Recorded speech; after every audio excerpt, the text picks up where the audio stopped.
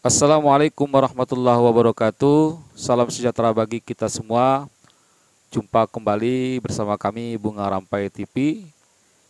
Ini merupakan program perdana atau tayang pertama kali, yaitu program dari channel Bunga Rampai TV, yaitu Uber atau Ulas Berita.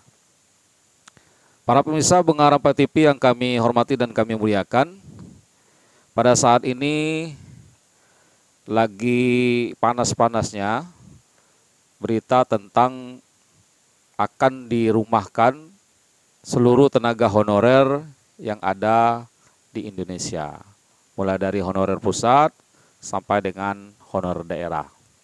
Berbagai macam media memberitakan ini, dan ini merupakan kekhawatiran bagi para honorer terkait dengan kebijakan yang diambil oleh pemerintah pusat.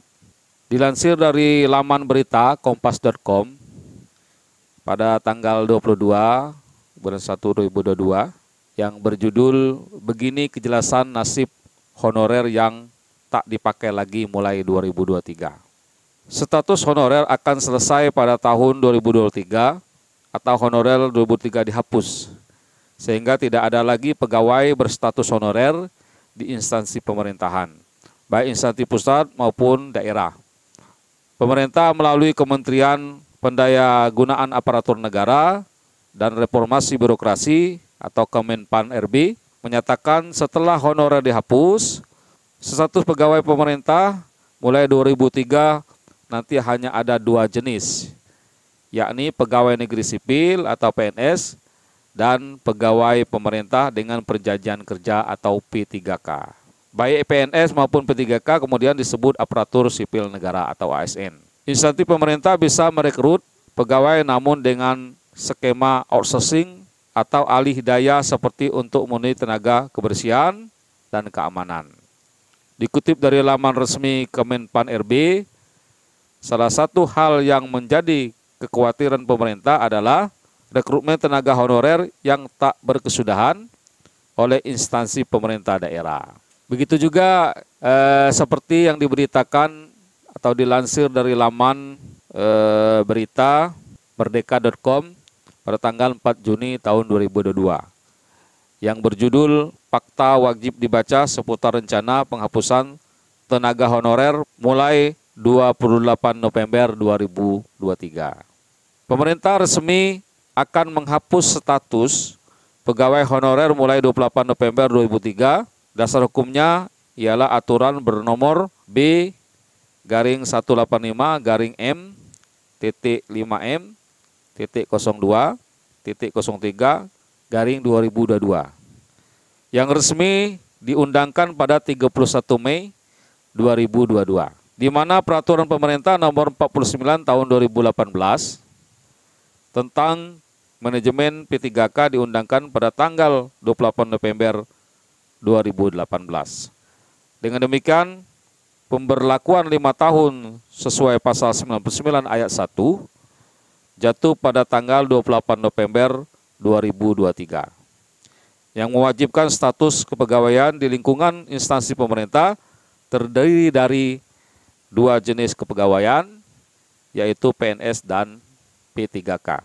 Artinya, mulai 28 November 2023 sudah tidak ada lagi tenaga honorer. Jadi kebijakan ini menjadi polemik dan mengkhawatirkan bagi para tenaga honorer seluruh Indonesia.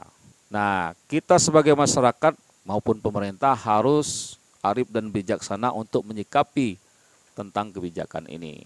Sesuai dengan dasar negara kita, yaitu Pancasila, sebagai pedoman hidup kita bernegara dan berbangsa di Indonesia ini, kita harus ingat bahwa ada dua sila yang perlu kita perhatikan dalam mengatur bangsa dan negara ini.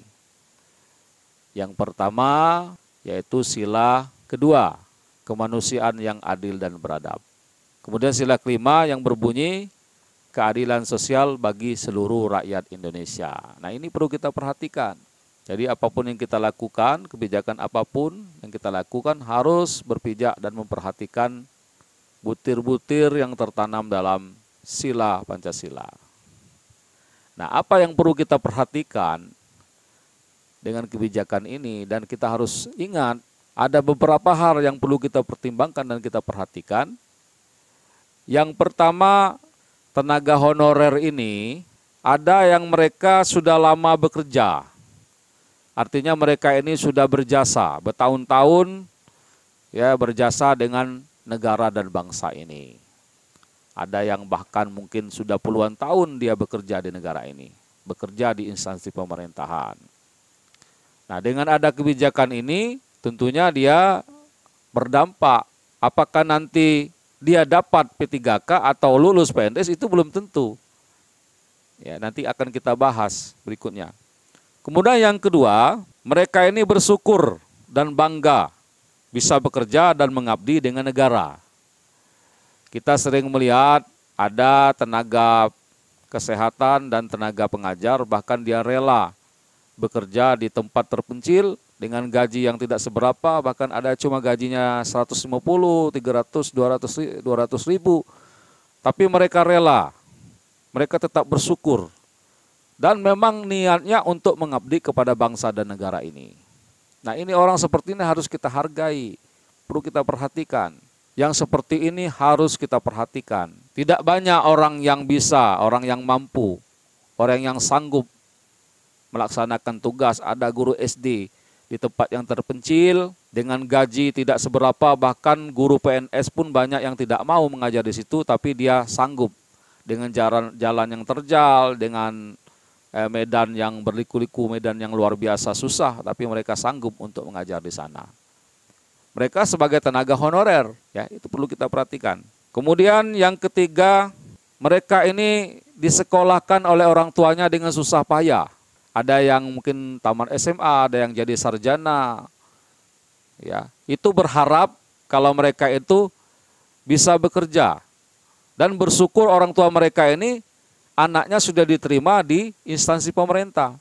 Nah, kalau mereka ini diberhentikan, berarti sia-sia orang tuanya ini menyekolahkannya. Harapan orang tuanya ya pupus artinya kan.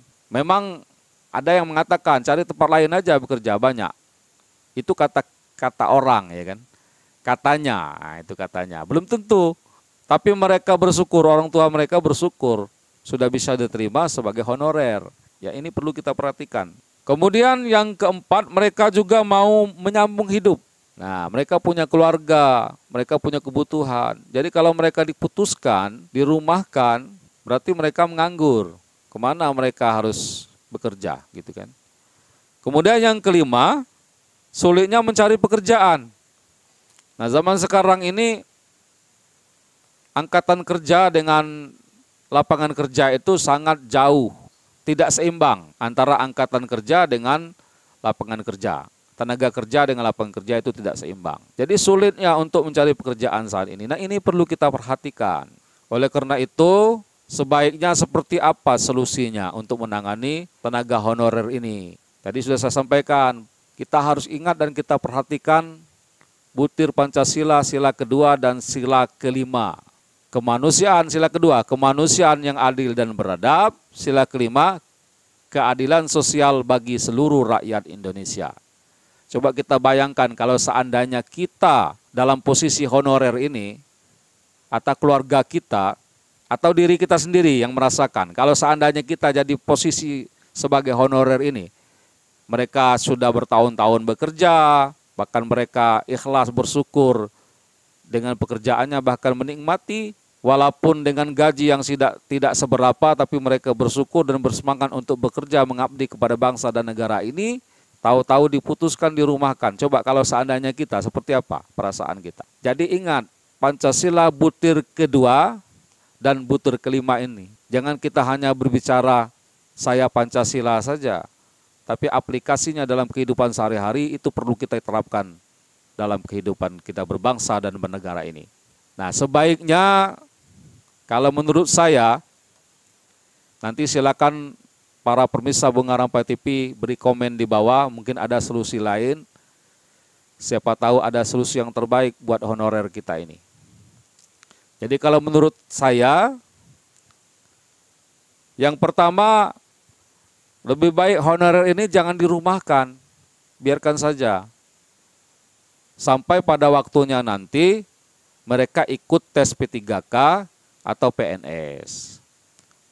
Karena kalau sampai nanti dia diberhentikan, kalau sampai dia dirumahkan, apa dipastikan nanti mereka lulus? Belum tentu. Kemudian menjelang mereka lulus ini kan mereka mau bekerja di mana? Terus apa mereka menghasilkan apa gitu kan? Itu perlu kita pikirkan. Jadi biarkan saja. Kemudian ada pertanyaan, sekarang saya tanya. Memang negara ini rugi apa? Negara ini rugi apa dari honorer ini? Tidak ada. Pernah gak kita dengar berita, ya, ada honorer merugikan negara ini bermiliar-miliar? Tidak ada. Ya, bahkan sekarang ini pernah kita dengar berita ini justru BUMN, Garuda rugi, PLN rugi, Pertamina rugi gitu kan. Nah, itu disuntik dana lagi. Nah sekarang kita tidak pernah dengar honorer itu merugikan negara. Tidak ada. Mereka ini hanya cuma mencari makan, mencari sesuap nasi di negara ini. Dan lagian itu duit rakyat juga, bukan duit kita. Ya, bukan duit pejabat. Duit rakyat itu. Asal duit mereka itu, gaji mereka itu dari rakyat, termasuk para pejabat yang gaji itu rakyat. Memang honorer ini merugikan apa di negara ini? Tidak ada. Ya, apa salahnya kita mensejahterakan para honorer? Benar perlu gajinya kita naikkan, dan lagian itu duit rakyat juga. Benar gak pemisah Bunga Rampai TV? Silakan Anda komen di bawah. Jadi kalau menurut saya honorer ini tidak usah diberhentikan. Biarkan saja sembari menunggu tes P3K. Nah, kemudian yang kedua, pada saat tes P3K dan tes PNS ini prioritaskan mereka. Perlu dikasih nilai plus, ada nilai tambahan seperti tahun lalu, khusus guru bersertifikasi itu dikasih nilai tambahan sehingga mereka positif lulus. Jadi mereka diprioritaskan, terutama para honorer yang sudah lama bekerja. Ya, kita prioritaskan mereka. Apa salahnya? Karena mereka sudah mengabdi kepada negara. Bahkan sudah bertahun-tahun mereka berjasa kepada negara. Atau kalau tidak seperti itu, tidak usah melalui tes. Angkat saja honorer yang ada. Kan sama saja. Apalagi mereka sudah lama bekerja, sudah berpengalaman di instansi yang tempat mereka bekerja. Kalau kita mau mencari orang lain lagi kan berarti mau belajar lagi. Ya, sebaiknya mereka angkat saja. Itu solusi yang berikutnya. Ya, angkat saja mereka. Angkat mereka jadi P3K, berikan SK, kasih gajinya. Angkat mereka sebagai PNS seperti dulu. Ya, ada namanya K2 segala macam itu, ya kan? Angkat saja. Jadi tidak usah dirumahkan, kasihan mereka. Ya. Kalau posisi kita seperti itu, bagaimana? Ya, tidak usah dirumahkan. Kasihan para honorer. Ada yang menggantungkan diri mereka dari dia bekerja sebagai honorer. Jadi kalau menurut saya, kalau kita menentukan kebijakan, ingatlah butir-butir Pancasila dan Undang-Undang Dasar 1945 ini. Jangan sampai kita tinggalkan. Jangan kita hanya berbicara saya Pancasila. Ya, ingat sila kedua dan sila kelima. Kita harus adil, harus bijaksana, harus beradab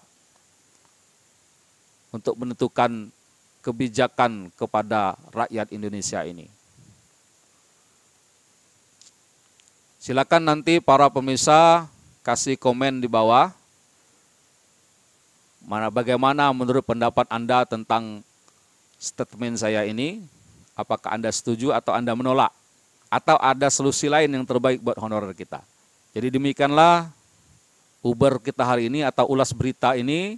Mudah-mudahan bermanfaat untuk kita semua dan menjadi pencerahan bagi kita sebagai rakyat Indonesia, sebagai orang yang peduli dengan bangsa ini, terutama kepada honorer yang sudah bertahun-tahun mengabdi, berjasa kepada bangsa dan negara ini. Terima kasih, lebih dan kurang saya mohon maaf. Kepada Allah saya mohon ampun. Wassalamualaikum warahmatullahi wabarakatuh.